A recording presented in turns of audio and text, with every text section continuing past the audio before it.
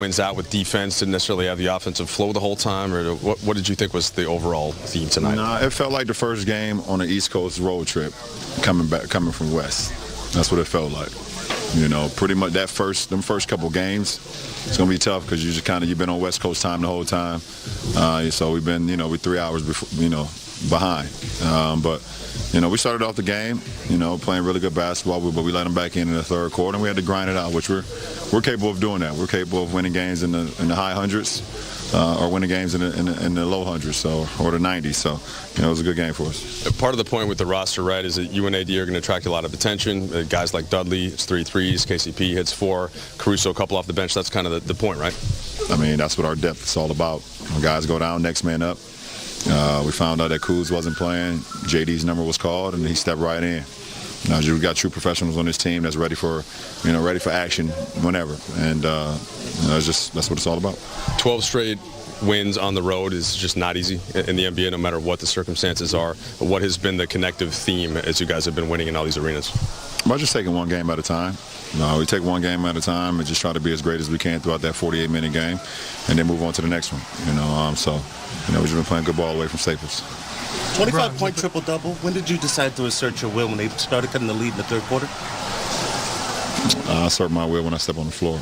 It's all about just trying to make the right plays, the right passes, the right reads as a point guard on the team, and do the things defensively too to help our team win. LeBron, talking about that, you always played different positions, but playing the point guard this year exclusively, you think that has been the key for you guys to have your best start in your career?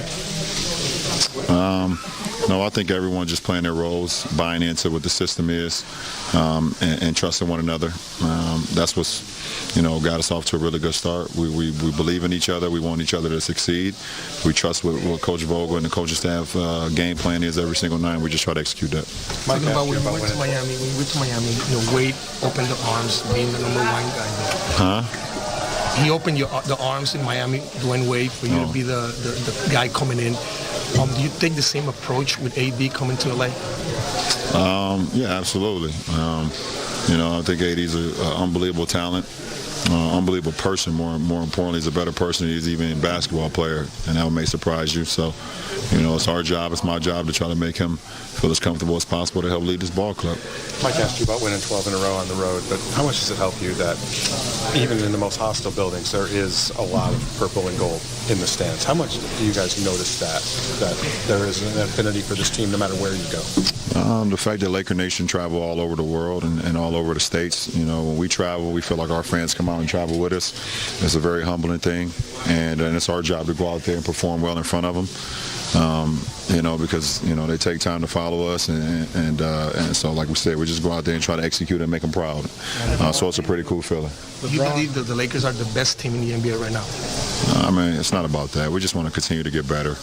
We want to be the best team for one another every night, and just try to get better throughout the whole game, and move on to the next. So it's not about Ron, every night you guys come out to play with urgency. How do you mentally prepare yourself and the team every night, knowing that other teams are taking rest, low management? How do you prepare yourself and the team as a leader? I don't really get involved in whatever other teams are doing. It's up to me as one of the leaders of the team to make sure that we're as laser focused as possible. We have an opportunity to play a beautiful game and go out and play it at a high level, and that's what we want to do. When the Magic tied it 71-71, did you say anything to the team? Because after that, you guys went on a run. No. Was that a conscious decision for you to get the other players more involved after they tied the game? You rattled off a few assists there. No, it's just how the game kind of conducted itself after that. They do a good job of trying to shrink in the floor, packing the paint. It's my job to get my shooters open, get my guys open looks when I'm attracting defenses. Is that a part of you making a transition to point guard? No. Is it any different? No. I've been that way since I started playing basketball. Everybody in this team has to accept a role, obviously. The fact that Dwight he's never been in a role like this really in his life, and he's flourished in it, he's enjoying it. How critical has that been to the start you guys had? I mean, he's thriving. He's thriving. It's going to add more years on his career. And it's going to add an ingredient to our team for success because of the role that he's accepting. And he's just making the most of it every single night.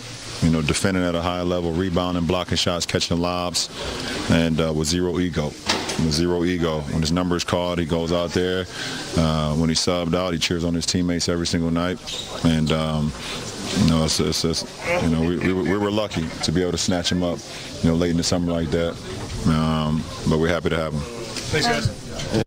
Time for a little Access 360. Tough Juice Karan Butler is going to do that for us. Defense. Are you going to the wall with those shoes so everyone can see him? I'm staying put. I had to go. He had a 50-burger last time, so I had to run to the wall. Yeah.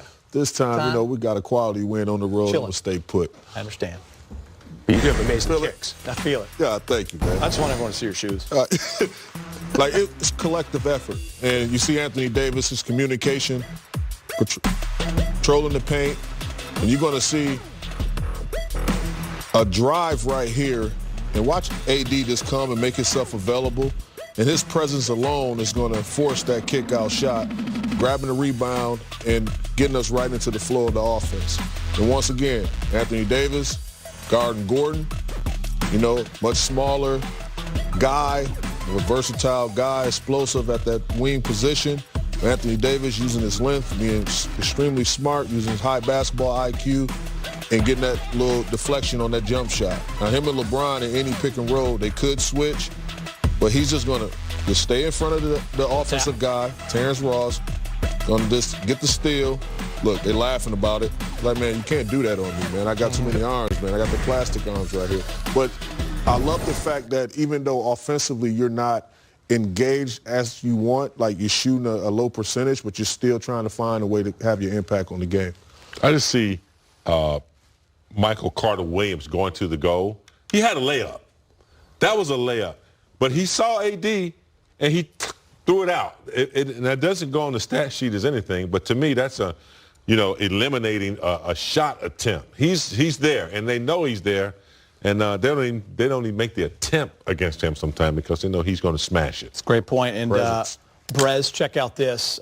Some of the longest streaks in Laker history. This is amazing. You don't see the Smush Parker-led Laker team on that list, do you? You do not. This is crazy. I mean, think about 9 new players on this team. I mean, including Anthony Davis. I mean, he's obviously a gifted player, but you think there would take some time to gel. Not so fast. 12 in a row on the road.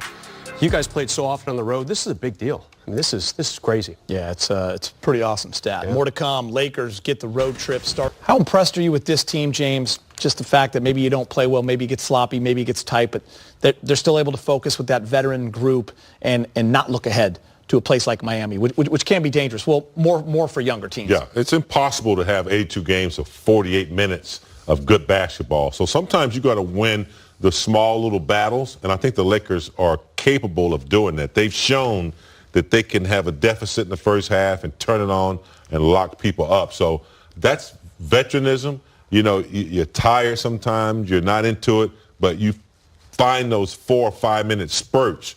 LeBron, AD, guys like Bradley, even veterans, they know how to do that. So that's a good asset to have. How much of it, too, Karan and Brez, when you look at this team, LeBron often will say, hey, man, we're just in it and playing, but then when we step away, we realize, wow, we're doing what Kobe and Shaq did in terms of the stats with the consecutive games with over 70 points. But for this team, they know where they're at right now. They know where the Bucks are at. They know what's about to happen in about a week. But they also know that they've never lost away from home. And there are things that matter to these guys. Best starts in franchise history, winning the most in a row. I mean, those kind of things you start to know, and that can get you going in the fourth quarter if you're dragging. Yeah, absolutely. And then you fall back to the numbers game. And, one thing that's for certain when I see this team playing, and I always see LeBron James with 10-plus assists or 20-plus points, then the Lakers are usually 16-0 in those situations. So I know that once he's performing at an amazing clip, it's not always scoring, but just assisting the basketball, scoring 20 points.